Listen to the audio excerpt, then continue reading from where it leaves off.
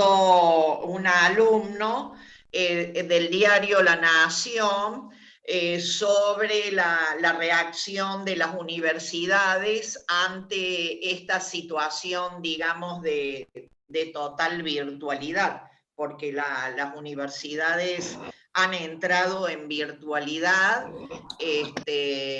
estamos, y tiene que ver con el tema de hoy también.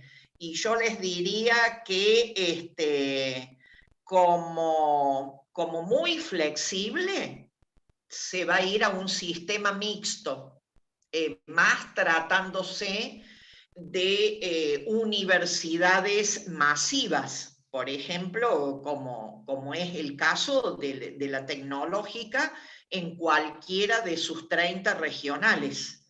Piensen ustedes, por ejemplo, ustedes son varias secciones, por turno incluso, pero la ingeniería en sistema es un fenómeno que no baja la cantidad de inscriptos. Después sí hay un desgranamiento a partir de segundo, de tercer año, los chicos se cambian de ingeniería, les cuesta, dejan algunos, pero no bajan de 12 secciones en primer año. Hay que habilitar 12 aulas, llamémosle tipo burbujas.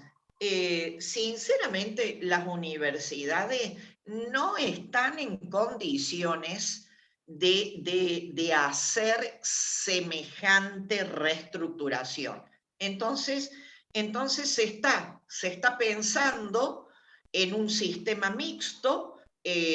Por eso nosotros, los docentes, tendremos permanentemente que ir capacitándonos para aplicar estos estudios en la modalidad a distancia, semipresencial, pero hay que adaptarse.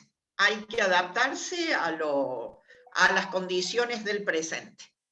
¿Estamos, chicos? Bueno, empezamos con el tema entonces. Nosotros vamos a ver hoy, a ver, están todos admitidos, tenemos 48, sí, un buen número. Bueno, el tema de hoy, la sociedad del conocimiento, se los ha ubicado en este lugar del apunte para darle como una especie de cierre a todo lo que hemos venido viendo del desarrollo científico, de la situación de la ciencia en la actualidad, y esta sociedad del conocimiento sería como el marco en el cual se desarrolla toda esta gran innovación, fundamentalmente de los últimos 30 años. Después vamos a ver, porque siempre hay que encontrarle el sentido, cuándo empezó esto, por qué empezó, pero primero vamos a definir. Hay un importante sociólogo, Ulrich Beck, que él habla, a ver acá hay otro chico, él habla en un libro extraordinario que salió, debe hacer como 20 años atrás, que nadie entendía cómo una persona podía tener una visión de futuro, como el que plantea Beck en ese libro, y habla de la sociedad postindustrial. Posiblemente no sea para aplicar al caso específico nuestro, porque nosotros todavía tenemos que completar ciclos de lo que fue la industrialización clásica, y sabemos, lo tenemos que admitir justamente para saber en qué punto estamos.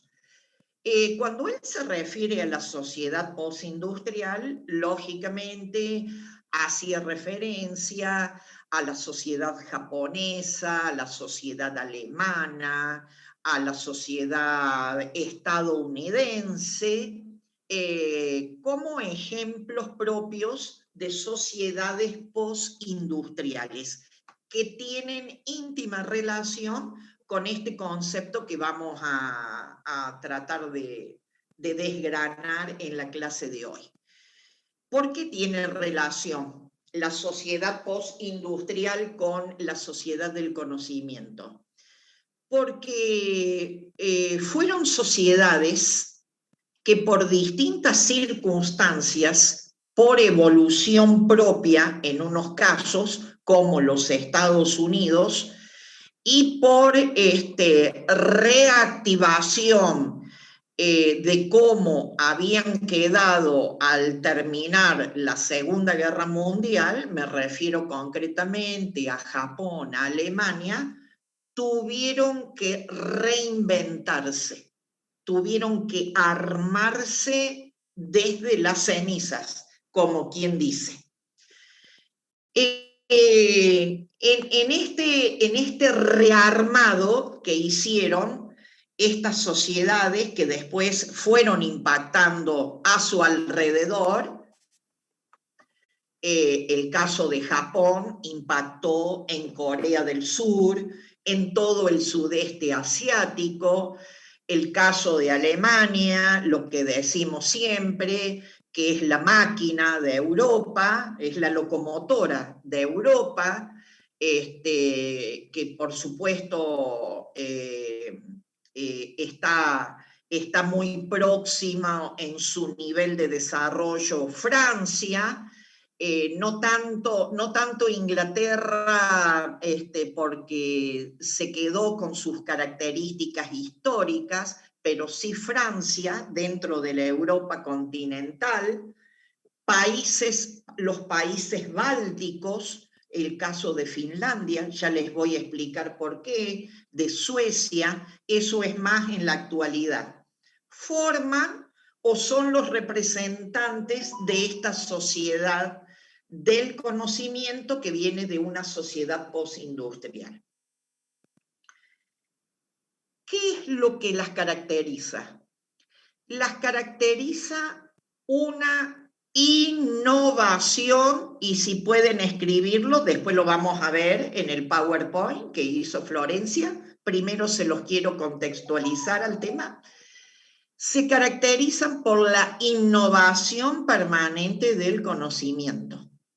Y para hablar de innovación permanente del conocimiento y de circulación del mismo, lo volvemos a relacionar con el tema de la actualización científica, con un soporte tecnológico que le permite, que le da ese dinamismo tan particular, y son sociedades donde va cambiando la forma de su composición social. Yo creo en otras clases les hablé un poquito que la pirámide clásica de clases sociales no es que va a desaparecer totalmente, pero así como nosotros en el vértice de la pirámide clásica de los estamentos sociales siempre hemos puesto a la clase de posesión material de bienes, llámesele terratenientes, industriales, banqueros, accionistas, petroleros. Bueno, hoy ese vértice de la pirámide va, perdón, en primer lugar, ustedes me podrán decir, sí, pero el que tiene plata va a seguir teniendo plata, como el apellido Rockefeller en los Estados Unidos. Cuando uno dice Rockefeller, es sinónimo de petróleo, de compañías aéreas, compañías navieras, de seguro. Sí, va a seguir existiendo gente con posesión material. Pero lo que se está advirtiendo es la modificación de ese vértice por lo que se podría decir élite, que no me gusta tanto emplear el término élite, está traspolado a un uso social, pero el verdadero significado de las élites son las élites intelectuales, literarias, a eso se refiere las élites. Pero llevado a una aplicación social en términos generales, élite significa grupos. Entonces, ¿quiénes serían estos grupos del vértice de la pirámide? Los que manejan las tecnologías de la comunicación, empresas, universidades, son los que van a conformar la conducción y la bajada al resto de la pirámide social. Ya se comienza a advertir una modificación. Entonces, ahí está la relación que nosotros hacemos con el concepto de sociedad del conocimiento. Es un conocimiento que permanentemente se está innovando, es como hay un feedback, se está permanentemente innovando, porque la tecnología le da un gran soporte y a ese conocimiento le permite hacer una difusión del mismo e impactar permanentemente en lo que está produciendo. Después vamos a hablar de lo positivo y de lo negativo. Eso es la sociedad del conocimiento. Es, digamos, fundamental, chicos, que ustedes a la edad que tienen lo entiendan, porque esto ya está en esos lugares que les acabo de decir. Ya les voy a poner bien los ejemplos para que se entiendan bien, y es a lo que ustedes se van a tener que insertar antes de que terminen incluso la carrera. El mundo hoy es muy dinámico. Es dinámico por lo tecnológico, da la sensación que se acortan las distancias por toda esta disponibilidad de la tecnología. El conocimiento está en permanente renovación, y por lo tanto, somos nosotros mismos los que tenemos que ir en busca de ese conocimiento que se está renovando permanentemente. Esa es otra característica de esta sociedad del conocimiento. ¿Se entiende lo que voy diciendo? ¿Está claro eso? Bien. Por lo tanto, siguiendo con el ejemplo de la pirámide social, hoy se lo considera al conocimiento actualizado, cruzado con lo tecnológico, como capital. Por eso les decía, posiblemente los grandes grupos financieros, empresariales, van a seguir existiendo, van a tener ese gran respaldo material, pero hoy, quien maneja el conocimiento está en el nuevo capital del siglo XXI. Ese es el mensaje básico del concepto de este tema, donde por supuesto, por eso esta resignificación que ha tomado las carreras de ingeniería, porque es donde permite actualizar el conocimiento y aplicarlo a través de la tecnología.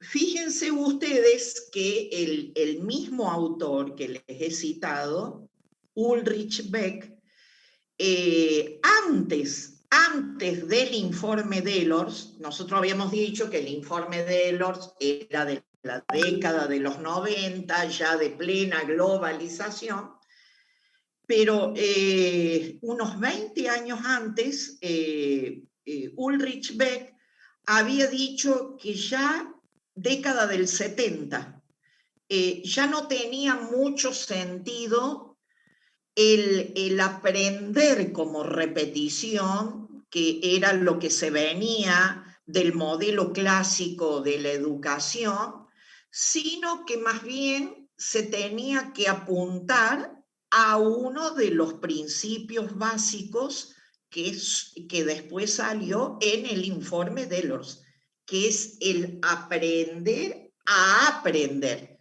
Es decir, con una autonomía que nos da todas estas posibilidades de la tecnología, somos nosotros los que tenemos que ir en busca de esa actualización del conocimiento. Posiblemente dentro de lo positivo de la virtualidad es que ha dado un dinamismo a los contenidos, por lo menos en esta materia así se los ha considerado, y nos ha movilizado a buscar permanentemente artículos complementarios para salirse de la linealidad.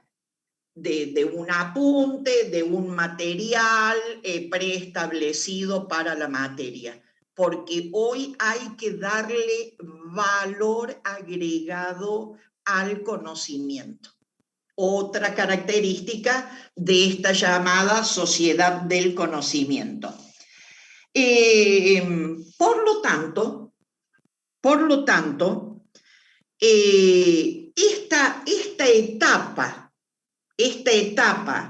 de la globalización, donde vemos, donde lo vemos cotidianamente, cómo este conocimiento se va actualizando, ¿en qué se refleja? En la cantidad de nuevas carreras, nuevos posgrados, nuevas líneas, hay formas, hay cursos en este momento en todas las universidades públicas y privadas que aunque no tengan una, ¿cómo le puedo decir?, una certificación académica, se los hace para actualizarse, porque la certificación académica lleva un determinado proceso. Acuérdense cuando hemos visto dentro de la estructura de la misma universidad, decíamos que estaba en las carreras de grado, de las especialidades y del posgrado. Bueno, todo eso tiene un reconocimiento que lleva un proceso. Muchas veces se está advirtiendo que hay que actualizarse. Bueno, la gente prefiere hacer un curso de actualización siempre y cuando que le sirva y no obtiene una certificación académica. Para muchos hoy es preferible estar acorde a las necesidades, actualizarse tecnológicamente, más allá de que después lo pueda completar de una forma más académica. Esto no es gratis en el sentido de que esta sociedad del conocimiento nos exige un aprendizaje a lo largo de la vida. Ese posiblemente sea el costo que nosotros tenemos que invertir para estar adecuados a las demandas, a las necesidades de la sociedad actual. Si ustedes hablan con sus propios padres y más con sus abuelos, ¿qué les van a plantear? Que lo que se estudiaba en el secundario, en la universidad, era para el resto de la vida, principalmente en las carreras clásicas. Eso era lo máximo. ¿Estuvo bien? para una determinada sociedad.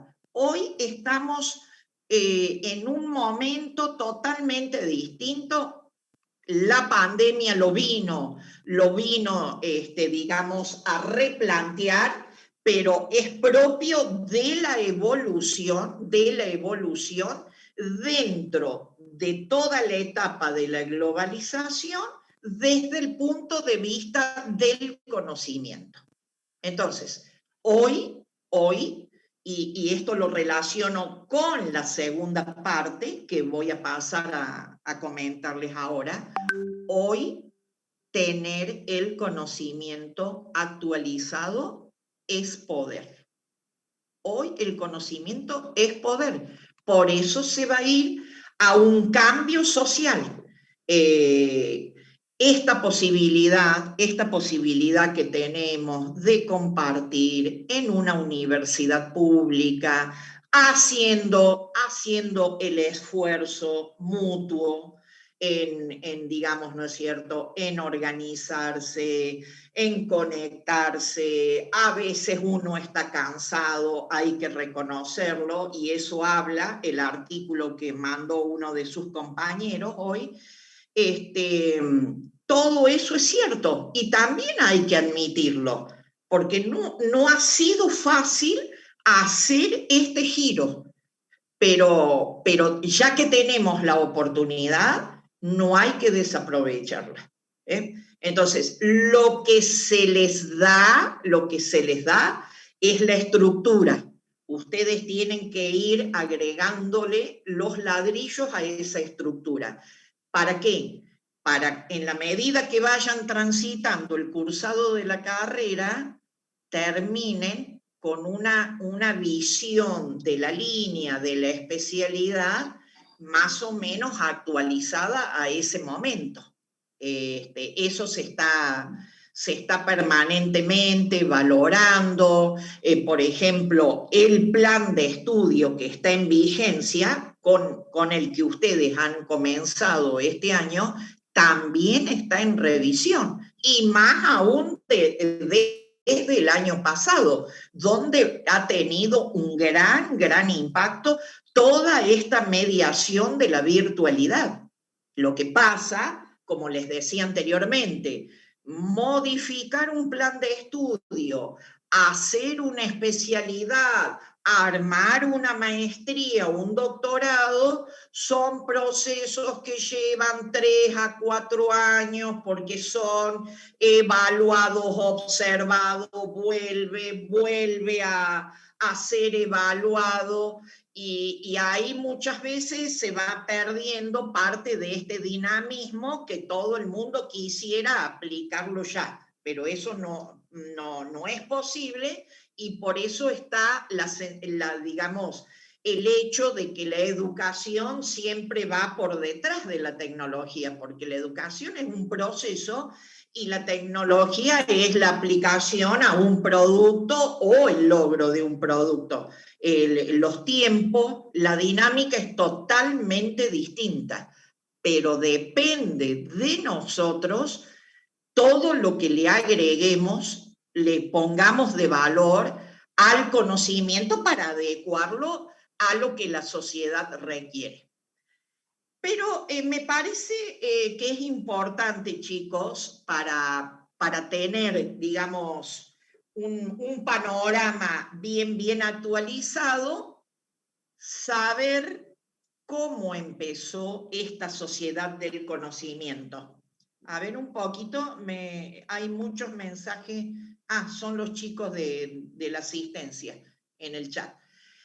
Les decía que es importante, porque todo esto, siempre acuérdense de ir interrelacionando, que es lo más importante para que a ustedes les queden los conceptos y después lo puedan aplicar en un análisis, en una interpretación.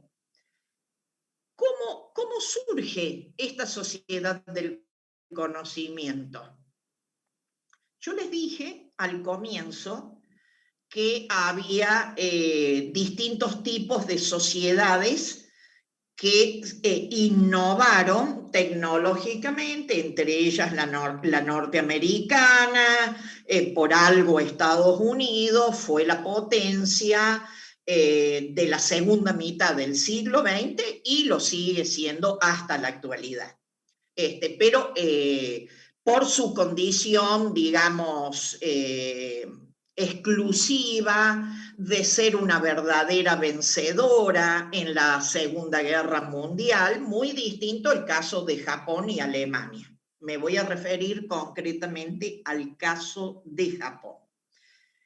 Sabemos lamentablemente cómo terminó la Segunda Guerra Mundial con la detonación de las dos bombas, más que una destrucción física, ambiental, Japón quedó destruido moralmente, por su, por su filosofía de vida, por la cosmovisión cultural de la cual ellos vienen. Fue muy, muy duro la reconstrucción de esa sociedad. ¿Qué hicieron los japoneses? Desde que terminó la guerra, durante 20 años, un poco más, 25 años, estuvieron encerraditos en su país. Y como no tenían nada, y tenían que reconstruirse de cero, lo poco que les quedó armado después de ese terrible fin de la guerra, me refiero fundamentalmente a nivel tecnológico, todo lo que ellos aprendieron en su enfrentamiento con los norteamericanos. ¿Qué hicieron los japoneses? Desarmaban cable por cable para entender cómo eran los circuitos de los distintos aparatos, productos, y siempre los volvían a armar con alguna modificación, con alguna actualización.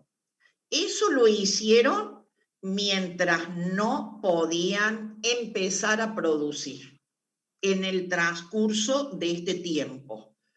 Pero al final de ese ciclo, al final de esos 25 años, les estoy hablando mitad de la década de los 70, vuelve a integrarse al mundo como una potencia económica basada en una innovación tecnológica de la industria electrónica que no la tenía el Occidente. Ese fue el impacto. Ahí podemos empezar a ver las bases de esta sociedad del conocimiento, que es lo que ellos han aplicado como forma de producir, llamándolo método toyotista. Tomaron la base del método occidental de producción industrial, que fue el que predominó en la mayor parte del siglo XX, el famoso Fordismo occidental. Ellos lo estudiaron, lo comenzaron a mejorar y el resultado fue la innovación totalmente de la industria electrónica. Japón trae todo eso al occidente, produciendo un gran impacto, porque realmente el occidente se había quedado con su metodología de producción tradicional y de pronto el primer impacto fue en toda la industria electrónica y todo lo electrónico aplicado a la industria automotriz. Entonces, ahí es donde la industria occidental comienza comienza a actualizarse y es el gran salto que comienza a verse a partir de los años 80. Es decir, los últimos 20 años del siglo XX ya podemos empezar a hablar de una sociedad del conocimiento que empieza por este tipo de innovación, impacta en el occidente, es aplicado por la mayor parte de los países europeos y un caso muy particular para que ustedes vean distintas expresiones de esta sociedad del conocimiento. En Europa lo constituyó un país perdidito por allá arriba, Finlandia. Finlandia es uno de los países bálticos que en la frontera interior da con Rusia. Y mientras existió el comunismo, mientras existió la URSS como bloque político, este país, como estaba pegado con Rusia, basaba su economía en la venta de madera a Rusia por la gran cantidad de bosques naturales. ¿Qué pasó? Implota, porque cayó hacia adentro el modelo, el bloque socialista de la URSS, primero con la caída del muro de Berlín en 1989, después con la disolución del bloque soviético en 1991, y este país, Finlandia, perdió un mercado importantísimo, pero también se dio cuenta que estaba desbastando sus bosques, que no podía continuar con el mismo tipo de economía. Y ahí es cuando el Estado empieza con gran esfuerzo, después de una profundísima crisis política y económica, comienza a financiar el desarrollo de la marca Nokia, que coincide en el transcurso, digamos, fines de los 80, comienzos de los 90, cuando el mundo definitivamente entra a la etapa de la globalización. Es decir, una situación de crisis le permitió al país rever su modelo, su matriz económica. Ya venían con una buena base de educación y Nokia fue lo que le permitió al Estado de Finlandia dar un salto no solamente tecnológico y económico, dar un salto social cualitativamente hablando. Después el Estado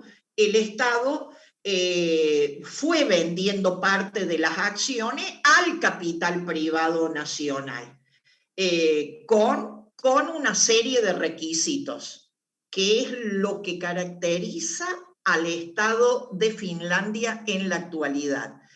Tiene una reserva, un ahorro,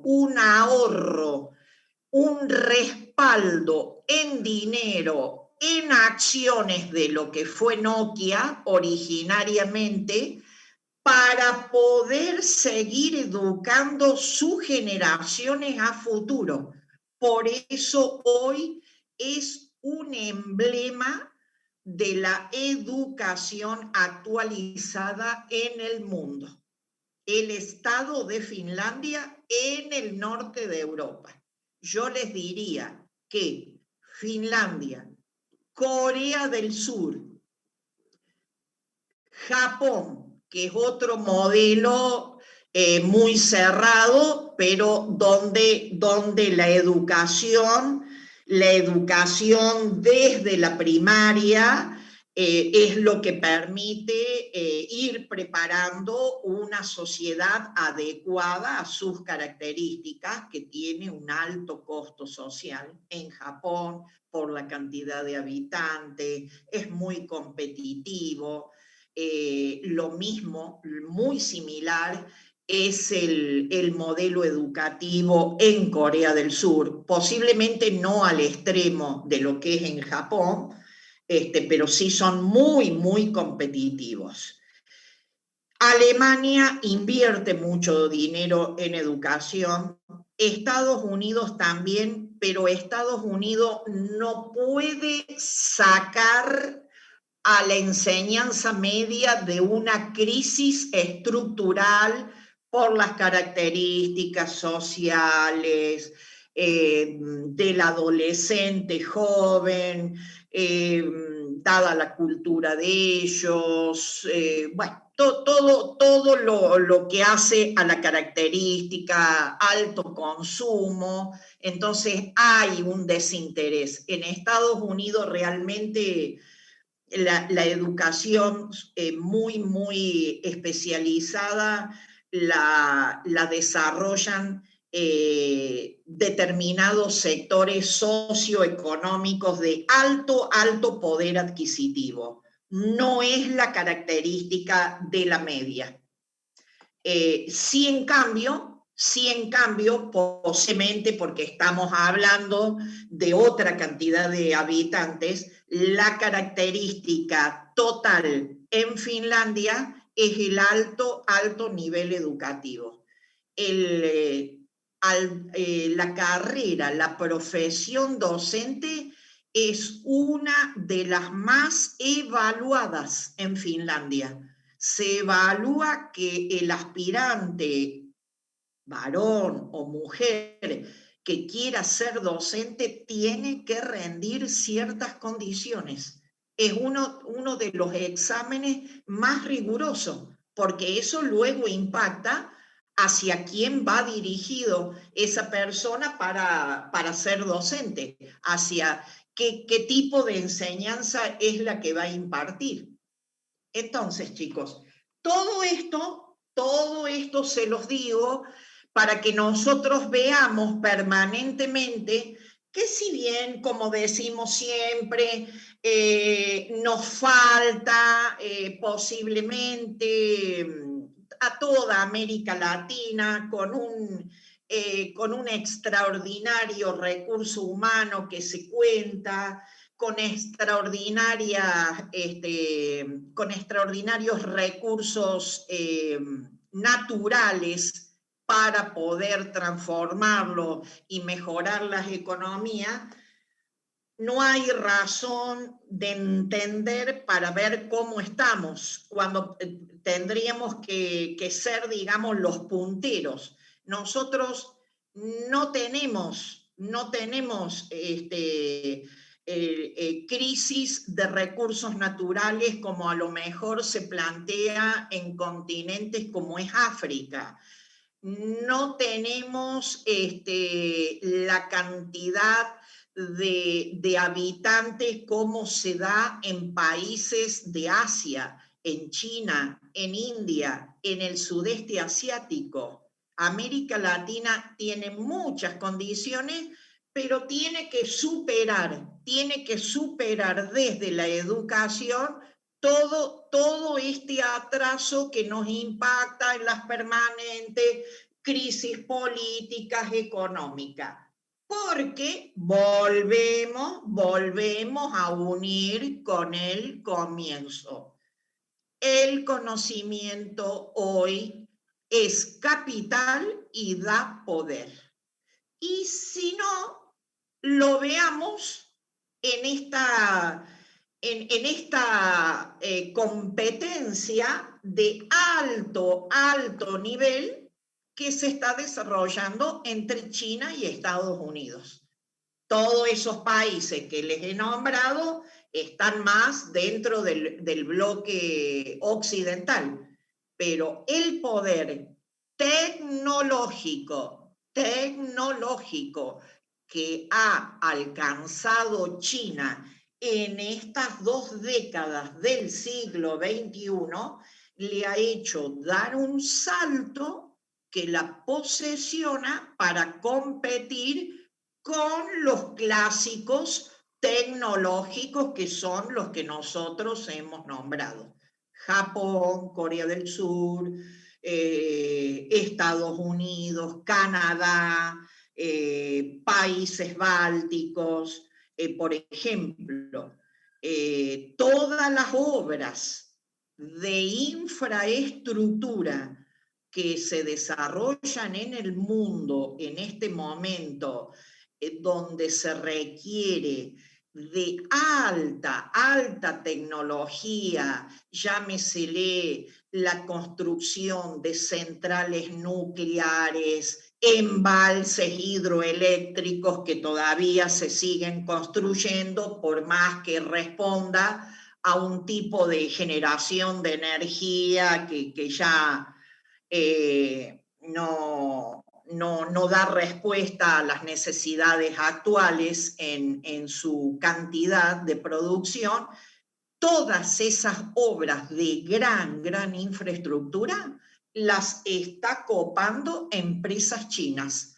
Hasta está desplazando a las grandes empresas canadienses que siempre han sido quienes han puesto una tecnología de altísimo nivel para llevar a cabo esas obras, ya sea explotación de minas a gran profundidad, a cielo abierto, que sabemos toda la problemática que genera. Bueno, esto es para ejemplificarles que el conocimiento hoy es capital y poder. Quien maneja el conocimiento forma parte de estos grupos de élite, dentro de una nación, dentro de una provincia, a nivel internacional. Y lo que tiene de lindo, digamos, ¿no es cierto?, el dinamismo tecnológico, que hoy podés vivir en un país y por tu nivel de conocimiento, de preparación, podés trabajar online con una empresa que puede quedar en el otro extremo del mundo, que es, por ejemplo, la forma que se nutre todas las grandes tecnológicas digitales que están en Silicon Valley, en ese valle de California, en ese centro de empresas tecnológicas. La mayoría son de Estados Unidos, pero no son los únicos que manejan un nivel alto de conocimiento. Por eso es un lugar donde se encuentran los jóvenes de todo el mundo. Hay coreanos, japoneses, latinoamericanos, europeos. Es un encuentro de jóvenes del conocimiento a futuro. Eso es Silicon Valley, para que ustedes, si les interesa incursionar en la información de las distintas empresas que están, digamos, radicadas ahí, y que por supuesto China quiere hacer su Silicon Valley dentro de su país, porque ya tiene todas estas condiciones.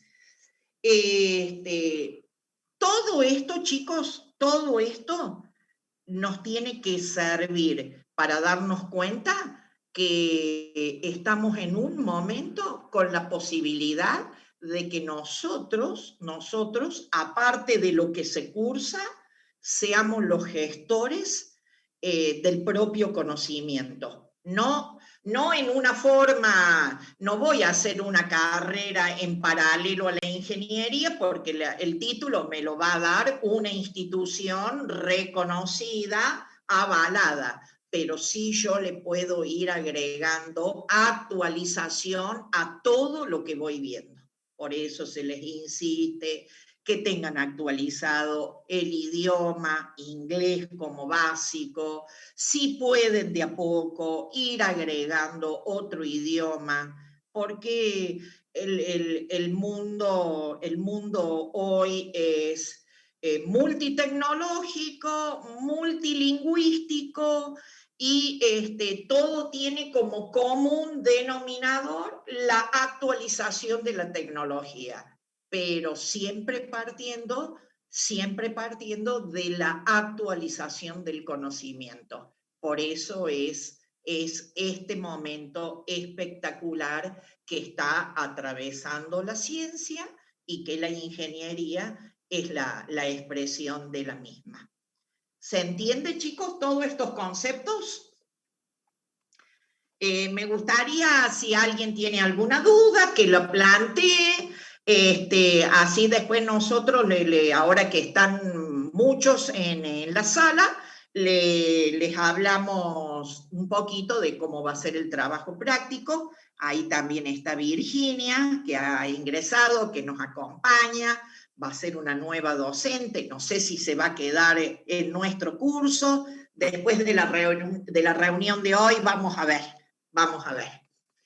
Fíjense, a propósito, el director del departamento al cual corresponde esta materia, buscando una adecuación, una actualización para que nosotros, los docentes, podamos aplicar a las materias, ha armado con personal de apoyo tecnológico de la facultad un curso donde vamos a poder acceder posiblemente a nuevas metodologías, a nuevas formas de aplicar todo el soporte tecnológico, que no sé si se verá reflejado sobre la materia en el transcurso de este año, pero sí nos dijo el director que quisiera que para el año que viene vayamos aplicando, porque la educación a nivel universitario, chicos, va a quedar en digamos, método mixto. Las materias que tengan laboratorios irán determinados días a los laboratorios, pero toda la base teórica va a ser virtual. Es lo que les decía antes. Cuesta mucho adaptar toda una infraestructura que viene montada de una determinada manera a todas estas necesidades que se están viendo en la actualidad, que no sabemos hasta cuándo va a durar esta situación con respecto al virus. No, la facultad no está dispuesta a pagar un costo social, de salud, que por convocar al alumnado a las aulas físicamente, a la semana tenga que cerrar por un alto nivel de contagio. Entonces es preferible adecuarse, aplicar todas estas herramientas, ya que tenemos la disponibilidad, el ofrecimiento, la oferta, para que la sepamos aprovechar mejor. Entonces, hagamos tributo de lo que es la sociedad del conocimiento, aprovechando todo esto para que ustedes, digamos, sepan interpretar desde el concepto de la ciencia clásica, la ciencia actual, más la sociedad del conocimiento, que es lo que le vamos a pedir en el próximo trabajo práctico, que como bien lo advirtieron ustedes, recién va a ser dentro de 15 días. Entonces, tienen el tiempo suficiente para repasar bien hasta la página 33 y después, con ese repaso conceptual, lo vamos a unir a un articulito muy, muy corto, más relacionado a la ingeniería. Se les va a mandar las preguntas, vamos a entrar primero al Zoom, unos minutitos antes, por autogestión, se les va a subir ese documento, ustedes lo van a abrir, ya el documento va a tener todas las preguntas, les hacemos todas las aclaraciones, las dudas que puedan tener, y en el transcurso que dura la clase, tiene que ser respondido y enviado al mail institucional. ¿Estamos, chicos, con eso? ¿Hay alguna duda, algo para aclarar? Profe, yo tengo una... Sí. A ver, Alejandro. En un hipotético caso de que suceda algún altercado con, por ejemplo, la luz, el internet o algo por el estilo, ¿cómo lo solucionamos después? Que puede pasar y pasa. Les digo, en mi caso particular hoy, venían a controlar la luz del edificio, los de PEC, a las 9:30 de la mañana y era por 15 minutos y eran las 11 de la mañana y no volvía la luz y a mí me estaba por dar el ataque ya. Así que a cualquiera nos puede pasar.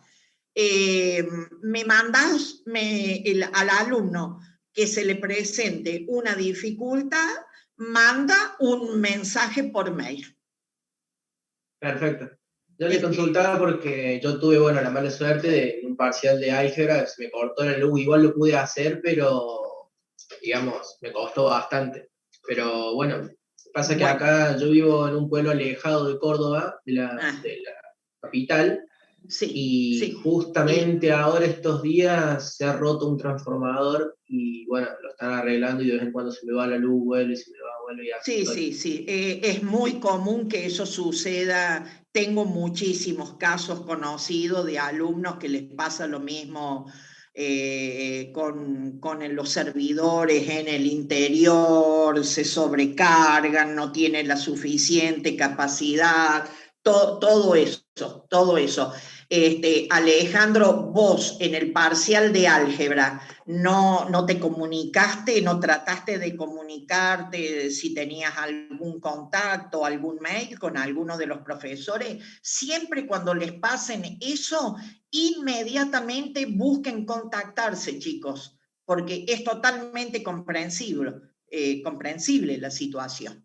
El tema es que la solución que le busqué en ese momento fue hacer el parcial con la netbook, que justo tenía carga, y con los datos del celular. O sea, no me quedó otra tampoco. Me la rebusqué para poder hacerlo en ese momento y no tener que recurrir a algún problema de eso. ¿Por qué? Porque según lo que había dicho el profe, si se nos cortó la luz o algo así, no podíamos hacer el parcial en ese momento, o nos pasaban el parcial para rendirlo con otro curso, o directamente rendíamos el recuperatorio. Y yo directamente la había estudiado y todo, y entonces tomé la decisión de hacerlo así. Bueno, mirá todo, que tenías una netbook a mano, que tenías el celular cargado para usar datos. Bueno, todo eso también lo va dando, ¿no es cierto?, la práctica, el conocimiento, que podías disponer de estas otras alternativas. Y en definitiva, esperemos que te vaya bien, Alejandro. Después nos contás. Sí, muchas gracias. ¿Y lo pudiste entregar a tiempo? No llegué a entregarlo a tiempo, pero bueno, igual lo arreglé con el profe después. Bueno, eso es lo importante, eso es lo importante. Digamos, al parcial lo hiciste y lo entregaste aclarándole a la profesora ese problema. Claro. Bien. Bueno, ya saben, cuando a ver qué preguntan a ir. Profe, el próximo trabajo práctico estaría basado en el apunte hasta la página 33, ¿sí? Sí, es todo el tema de ciencia que termina en el artículo de la sociedad del conocimiento y la ingeniería. Ustedes van a ser ingenieros bien de la sociedad del conocimiento y vaya a saber con qué renovación dentro de 5 años. Bueno, ahora vamos a ver un poquito para ilustrarlo, graficarlo, este PowerPoint que ha preparado Constanza, como siempre, que un poco sirve para repasar todos estos conceptos que se los vamos a enviar después que termine la clase. Así que vamos a compartir, chicos.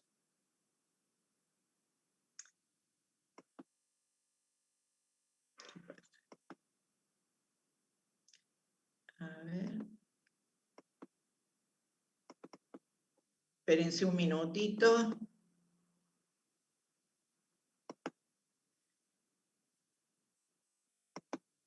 Ay, espérate, me voy a esto.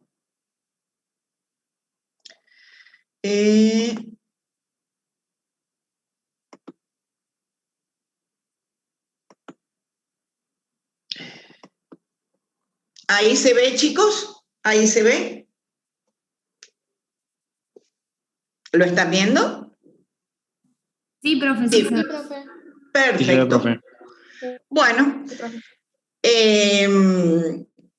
podríamos decir, esto tiene, digamos, distintas formas de expresión, que sin el avance del conocimiento teórico y de la aplicación de la tecnología, no podríamos hablar de sociedad del conocimiento, porque esa innovación permanente es en base a la ciencia y la tecnología.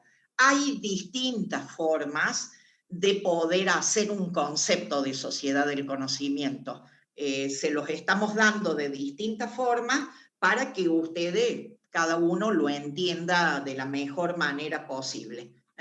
Entonces, no es conocimiento teórico solamente, sino que es conocimiento teórico con aplicación.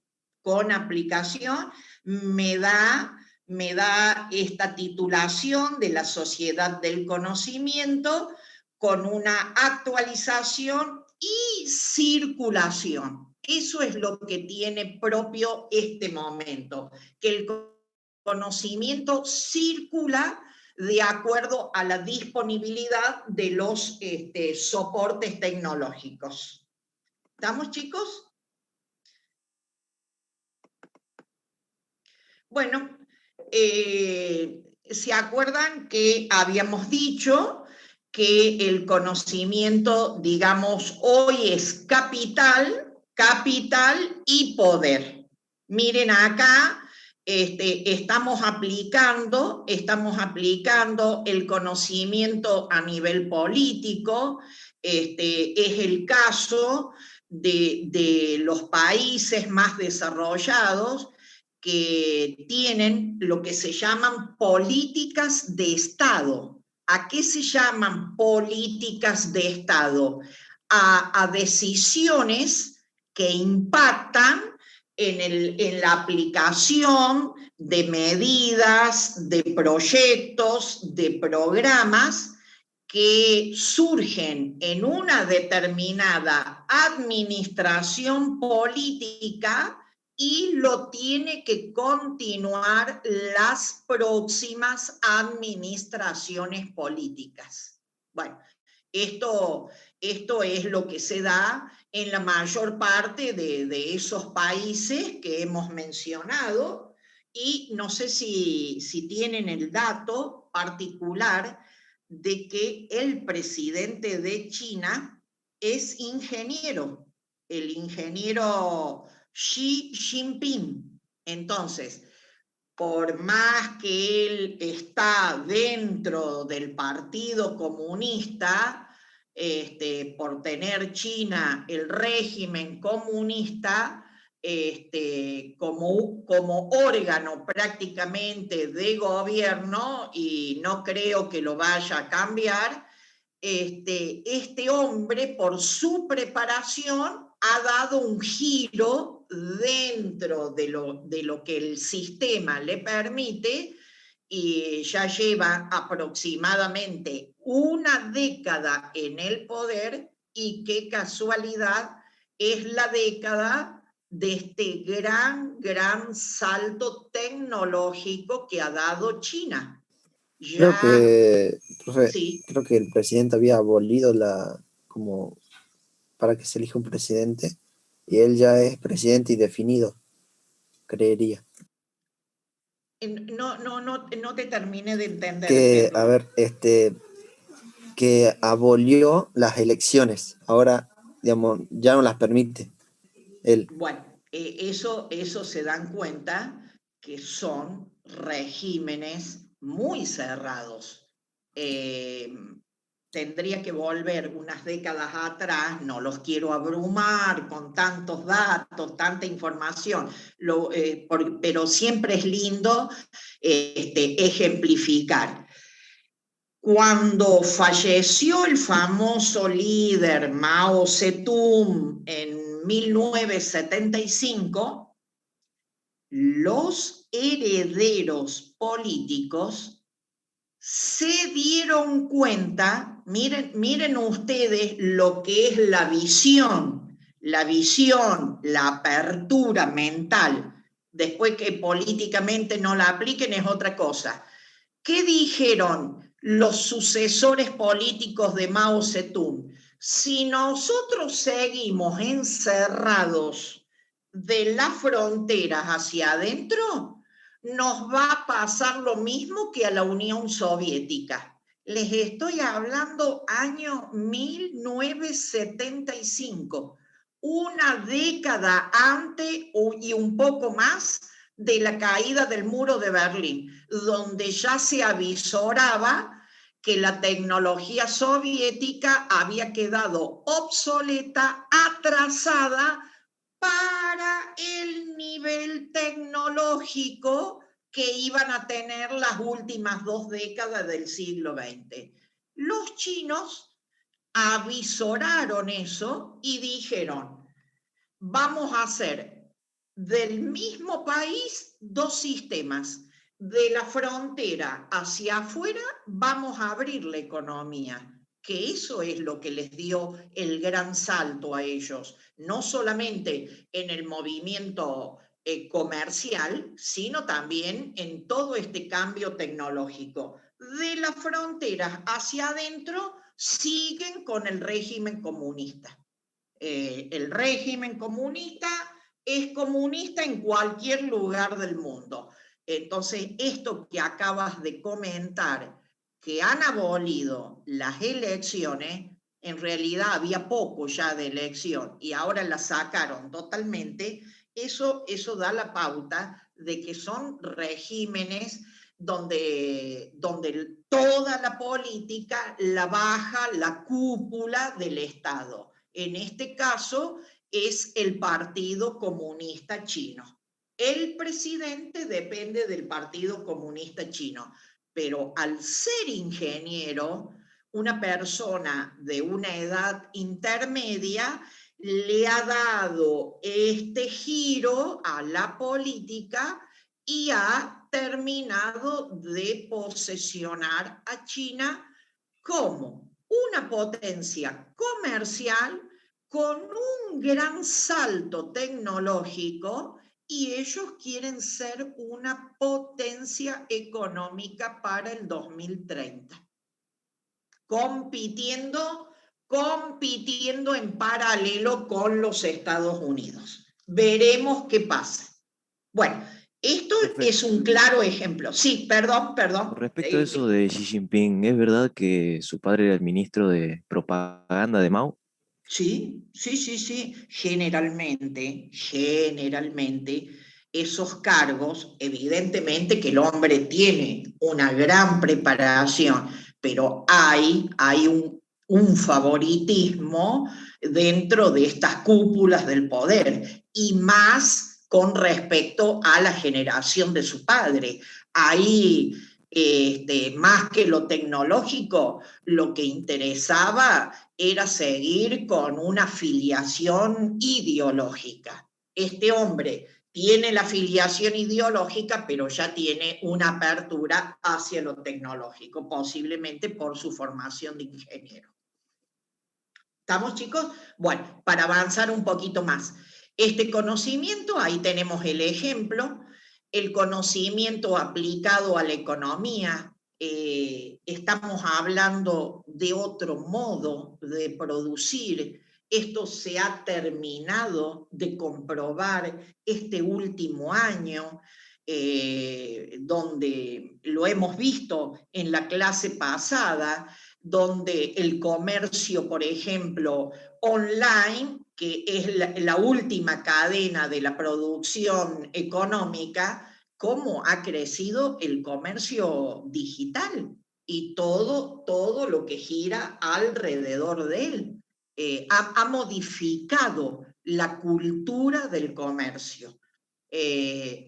Posiblemente porque todavía se está atravesando todas estas circunstancias, pero que va a quedar el comercio digital, no me cabe la menor duda, y principalmente para grupos de jóvenes con ustedes. Ya hay estudios sociológicos que las personas de mediana y los mayores de edad todavía estamos anclados al comercio tradicional, y en cambio los grupos etarios jóvenes son altos consumidores del comercio digital.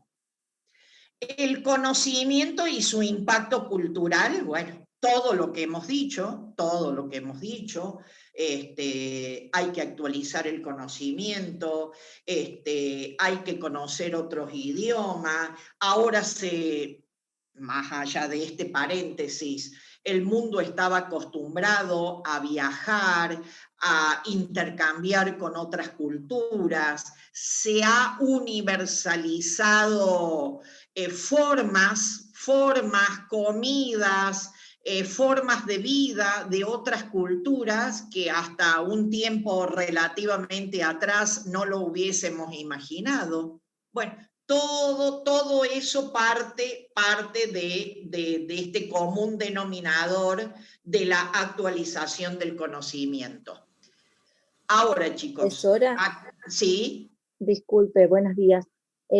¿Me permitiría comentarles algo a los estudiantes? Sí. Bueno, buenos días a todos.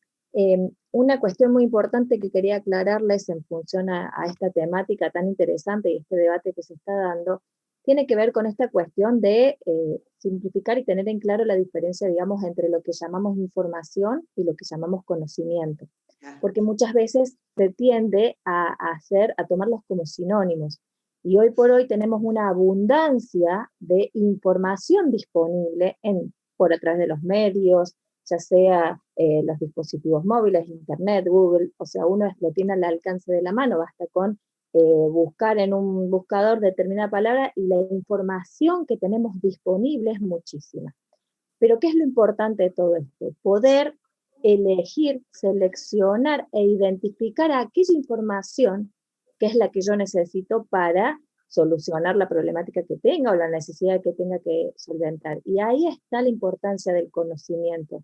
Hoy por hoy la educación tiende sobre todo a desarrollar desde los más pequeños estas capacidades y estas estrategias cognitivas y metacognitivas que hacen al poder incorporar esto de saber decir, bueno, de esto que estoy viendo, ¿qué es lo que necesito? ¿Cómo lo voy a transmitir? ¿Cómo lo voy a transformar? ¿Cómo lo voy a comunicar? ¿Me sirve? ¿Qué selecciono? Entonces ahí es donde hace la diferencia y el conocimiento y el manejo de esta información. ¿Justamente para qué? Para poder, digamos, desenvolvernos de la mejor manera frente a toda esta realidad y esta actualidad que nos lleva a actualizarnos rápidamente. Hoy por hoy ya no alcanza solamente esta cuestión de ser, antes digamos, esto de ser analfabeto era no saber leer ni escribir. Hoy por hoy va mucho más allá. Tenemos analfabetos funcionales que sí bien saben leer y escribir, pero carecen de las herramientas necesarias como para poder comprender y adaptarse rápidamente a las necesidades de hoy. Esto de lo que nos pasó el año pasado, de repente cambiar esta modalidad y pasarnos a una modalidad casi puramente virtual, no tanto bimodal, y todo esto sí o sí, más allá de la disponibilidad de dispositivos tecnológicos necesarios, necesitamos de saberes personales para poder adentrarnos en esta nueva forma, en aprender. Por eso, digamos, lo fundamental de este manejo, de este conocimiento, de esta información, y que ha movilizado todo a nivel tanto político, económico y cultural. Era eso, profe.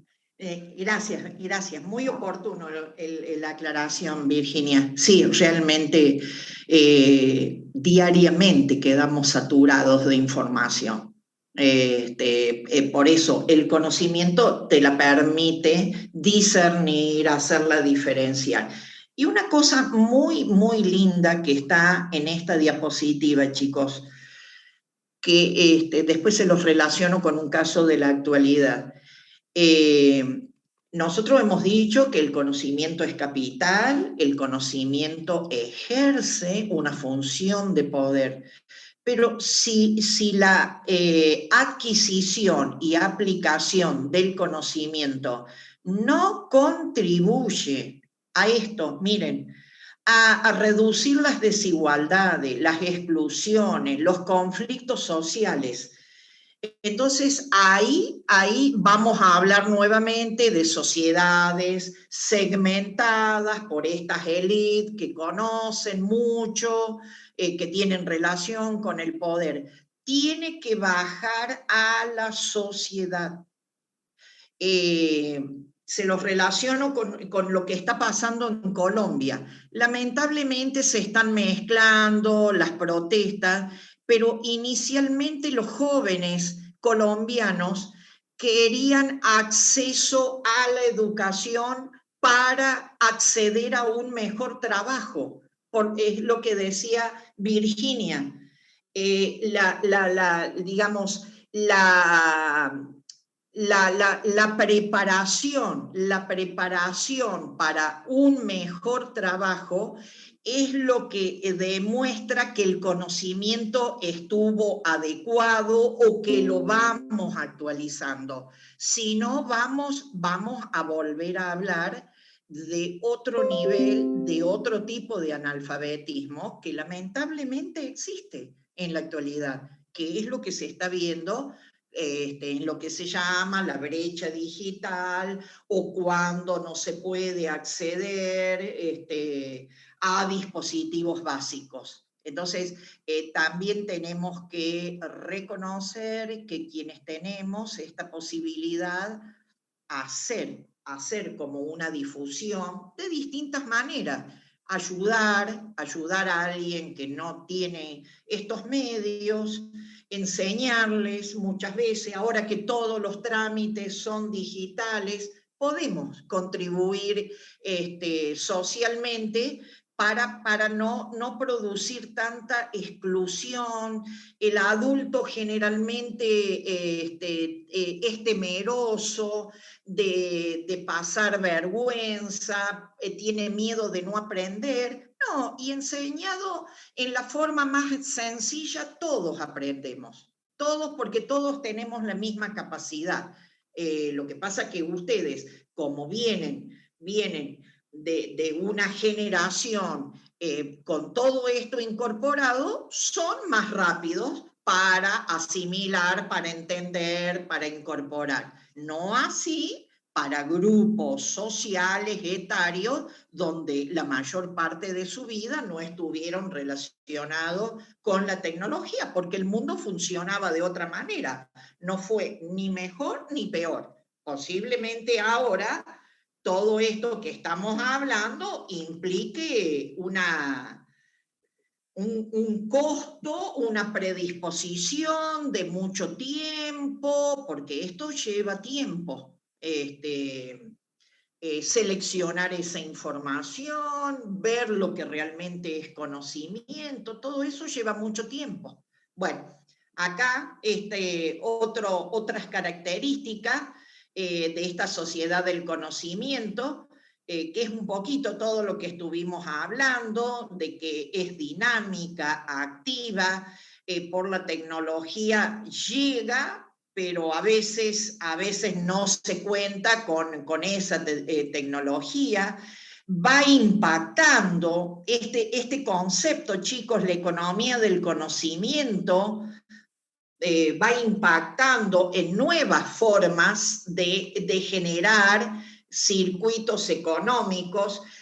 Me quedé, fíjense, en el simposio de los ODS que hizo la facultad semanas atrás, participó un ingeniero de Chile donde hablaba de la economía circular, que tiene que ver con esta nueva economía del conocimiento también. Y dijo el ingeniero, porque estaba hablando del reciclado, de los plásticos, de todo lo que se puede hacer. Dice, a pesar de la gran disponibilidad de plástico, es preferible el reciclado para distintos productos, distintas funciones, comparado con una bolsa de papel, porque para llegar a la bolsa de papel, seguro que estamos derribando un árbol o parte de un árbol, y eso cuesta todo un ciclo natural de recuperación. Me impactó en la comparación, porque a eso también tenemos que ir con esta economía del conocimiento. Conocer para aprovechar, para reciclar, para buscar nuevos métodos, para no lesionar tanto a la naturaleza comparado con lo que se ha hecho hasta ahora. La mayor parte de las constituciones nacionales de los países del mundo están poniendo el conocimiento de alto nivel, el conocimiento especializado, como un derecho de la educación. Ya no podemos hablar del derecho de la educación en alfabetización básica. Ya hoy hablamos de otros derechos que tiene que permitir el conocimiento. Bueno, fíjense todas estas características que se están dando, fundamentalmente que se están visualizando en estas 2 últimas décadas, donde ay, perdón, ¿qué hice acá? Perdón, a ver, acá. En estas 2 últimas décadas, donde esta sociedad del conocimiento se ha puesto de manifiesto, que son cuestiones, valores que muchas veces no se tienen en cuenta, pero que tienen que contribuir siempre a un mejoramiento del desarrollo humano. Bueno, el ejemplo es el estado de la ciencia en este momento, que, como dijimos al comienzo, todo el conocimiento de todos los científicos del mundo están puestos al servicio de encontrar una... No lo dejo, amiga, dice que no tiene crédito. A ver, probalo. Probalo vos. Bueno, ahí ha entrado una situación familiar, parece, a la sala. Bueno, esta última diapositiva de una imagen de jóvenes propio, bueno, en este caso está representado, ¿no es cierto?, por jóvenes de un país asiático, pero en la era de la comunicación, por la disponibilidad de los soportes, no olvidemos que la investigación y la educación tiene que ser prioritario para saber integrarnos, comunicarnos, que no sea la comunicación por la comunicación misma, es lo que decía un poco Virginia, salir un poco de la información y transformarla, aprovecharla para que se convierta en conocimiento. Bueno, chicos, esto ha sido toda la clase de hoy para cerrar esta parte. ¿Quieren preguntar algo? ¿Les quedó claro cómo vamos a hacer el martes 1 de junio? ¿Les quedó claro a todos? Entonces, vamos a conectarnos en el Zoom. Acá vamos a abrir la sala. En ese momento, o minutitos antes, mejor unos minutitos antes, se les va a mandar ese artículo por autogestión. Así ustedes lo abren, ahí van a estar también las preguntas para cruzar ese artículo con la parte conceptual del apunte. Van a ser 3 o 4 actividades para que las puedan desarrollar más o menos en 1 hora y media, 1h15. Eso es todo, chicos. ¿Hay alguna otra pregunta? Profe, ¿el martes que viene sería? No, el martes 25, me lo hizo recordar una alumna. Yo creída que no, digamos, se me fue que era feriado. Nos vemos nosotros dentro de 14 días. El martes 1 de junio. Bien, ¿y hasta qué unidad había que estudiar? ¿Hasta qué página sería el apunte, más que nada? Hasta la página 33. Página 33, gracias. Sí. ¿Estamos, chicos? Bien. Bueno, el caso que planteó Alejandro del problema que él tuvo para otra materia, si llega a haber alguna situación familiar, me mandan un mail. Profesor, en este momento, por supuesto que no van a hacer el 90% que en ese momento se les va a caer internet. Puede haber 1, 2, 3 casos, que es totalmente comprensible porque lamentablemente siempre sucede. Siempre nos comuniquemos planteando con la verdad. Todo es entendible. ¿Estamos, chicos? Bien. ¿Hay alguna otra cosita para aclarar, decir? Entonces, dejamos acá. Feliz día de la escarapela. Santiago dice para todos, igualmente para todos. Dejamos acá y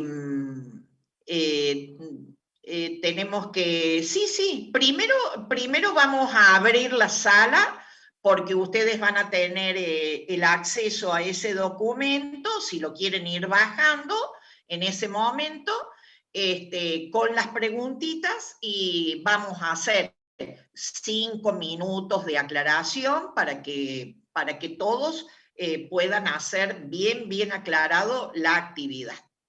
¿Estamos, chicos?